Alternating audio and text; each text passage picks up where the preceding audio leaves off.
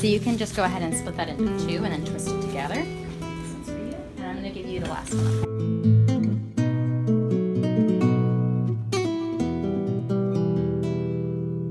Just a young girl when the World War II started. I was 8 years old.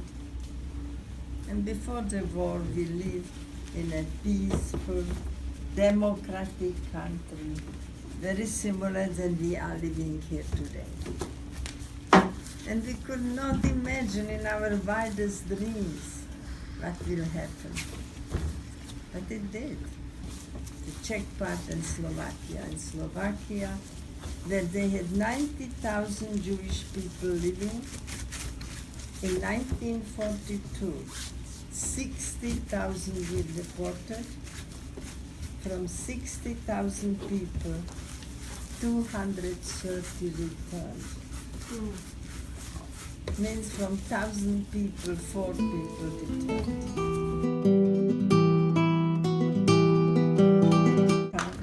And we were in a complete hiding. First thing on the agenda was to go from house to house, from apartment to apartment, looking for Jewish people. We were hidden in center of the city of Bratislava, on third floor, across the street of the Slovak Gestapo Hlinkova Gaza. I could see inside the doorway. They didn't see me. And we were there for 9 months.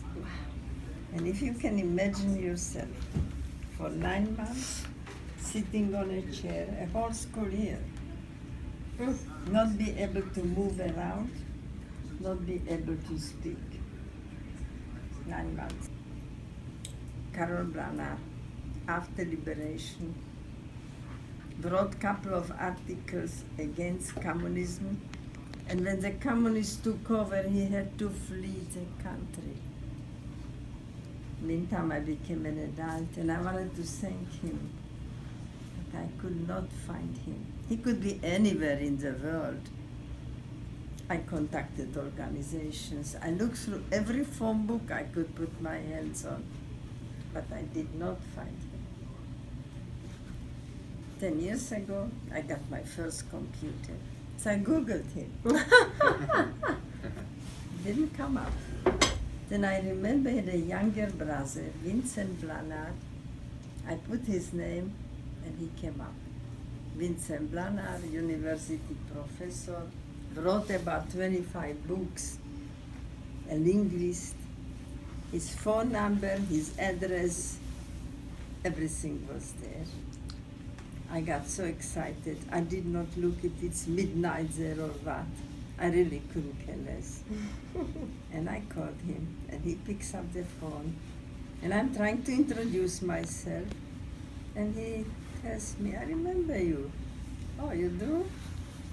They tell me, where is Karol? Well, Karol got married, had no children. He lived in United States, in Dublin, Ohio. But he died in 1980. So here I was, years and years later. I asked him if he knows where he's buried, because the only thing I can do for him to visit the grave. I called up every cemetery around Dublin, Ohio, and I did not find him.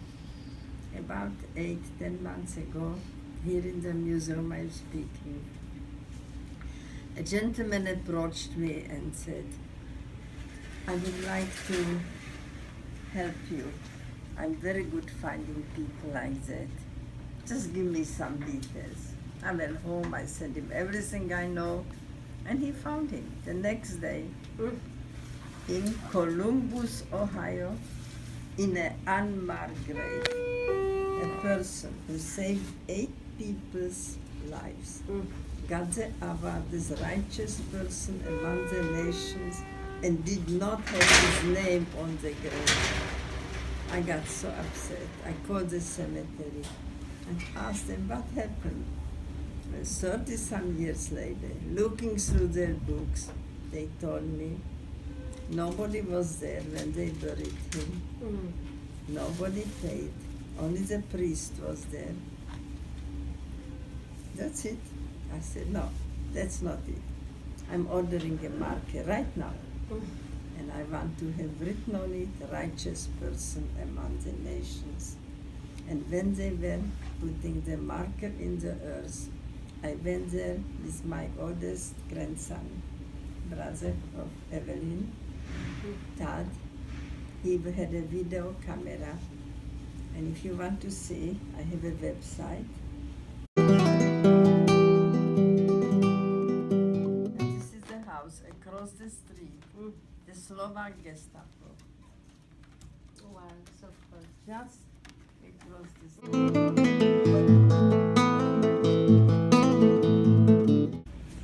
I call it the rescuers. By the way, this sculpture is in Slovakia in the museum in Prague, hidden in the shadow of death. You see the German boots marching in front of the house? I saw them. They didn't see me. First, they took away our citizenship, and then they took away our jobs, and then our apartments. And when they took people into the camp, they allowed them to take with them a small luggage.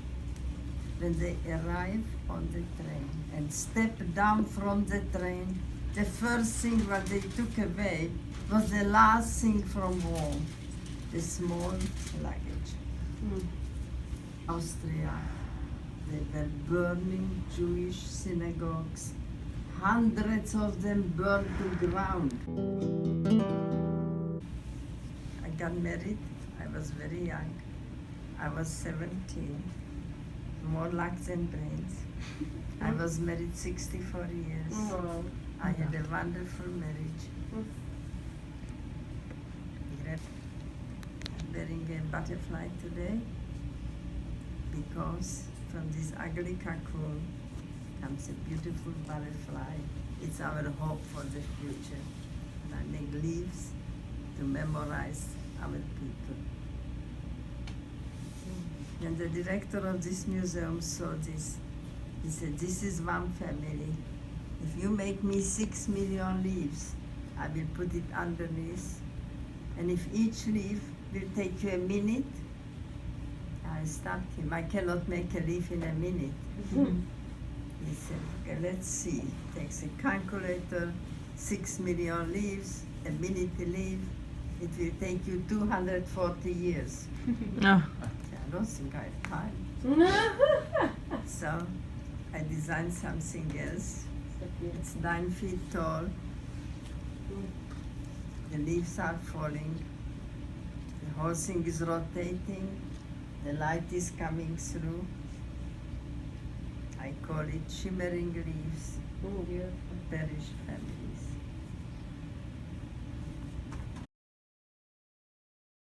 Like the Holocaust was over, did you go to school or no? After Holocaust? Yeah. Yes. I went 3 years it was a special school for women's occupations. I became a fashion designer. Fashion designer? I don't know why she never talks about this because it's like the coolest thing ever. She's kind of a boss. So she like so she married my grandfather, who got deported to Russia actually pretty soon after they got married to work in the army there. So they were separated, and then came back. He came back, and they're like, no more communist BS. We're going to Israel, and so they went to Israel, and 2 years there, you decide you want to go to the U.S. because you want to be a fashion designer. So have you guys heard of the brand Cachet? I have. Yeah. So the designers would make the patterns for mass production. They would make a pattern, and so you need size in extra small, small, medium, large, and then so she would make the patterns to give to the people that would sew it, like for mass production. and reproduced that over and over. And she was getting flown around to Paris to all these fashion shows, doing these crazy things, and she was doing that for years and years. And then she retired and decided she wanted to do sculpture stuff instead, and now she has her own exhibit here and everything. It's pretty cool. But yeah, even to this day, like I showed her this dress. I'm like, this doesn't fit anymore. What do I do? And she was like, it can't be done. Like she just like you can essentially draw any piece of dress or clothing, and she can make a pattern for it. It's pretty amazing. And I took a sewing class, and I didn't inherit that from her.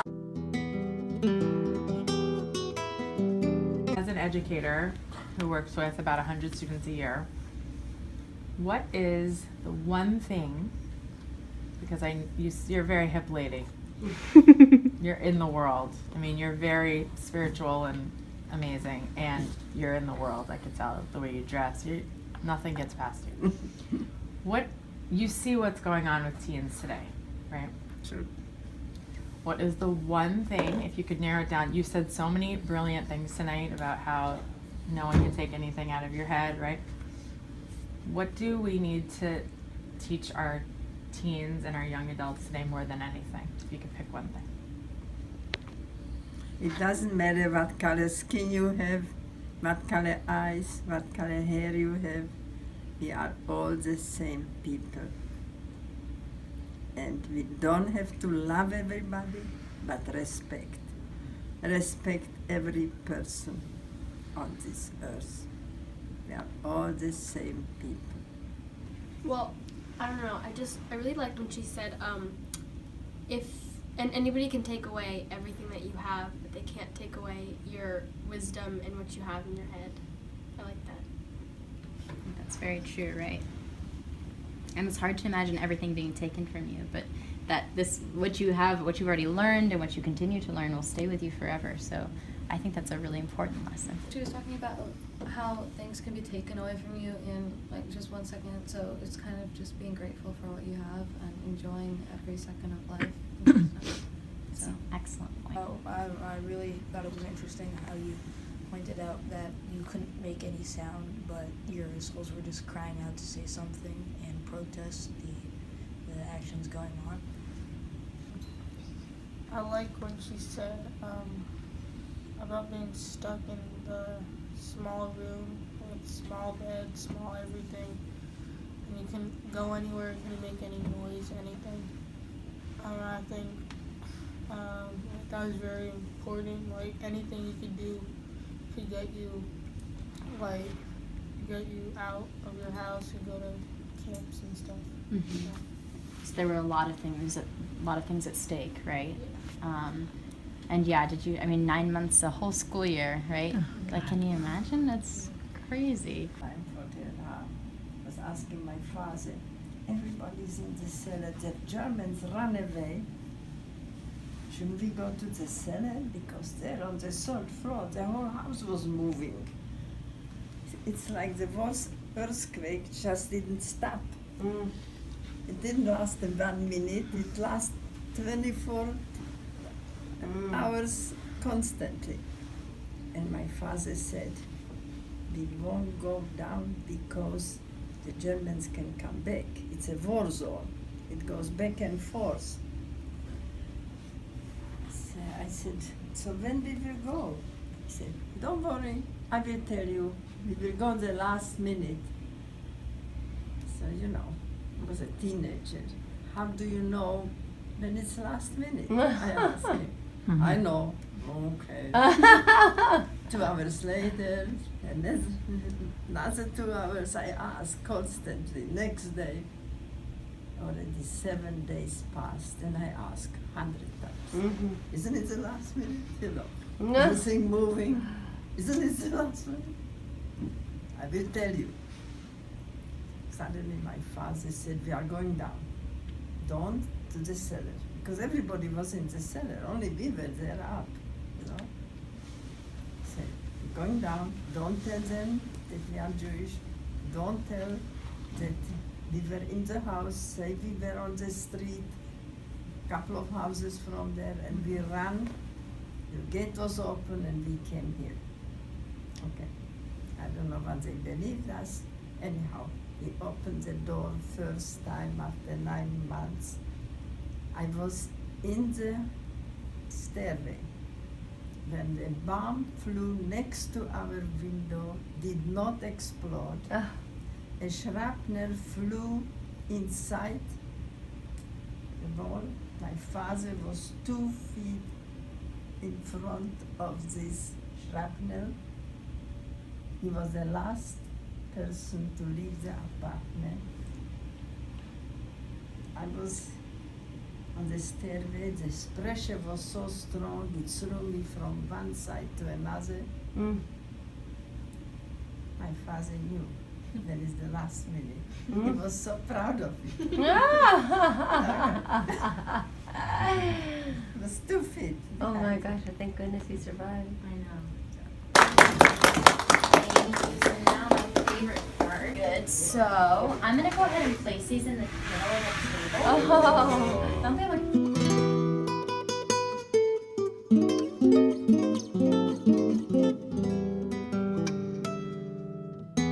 Thank you.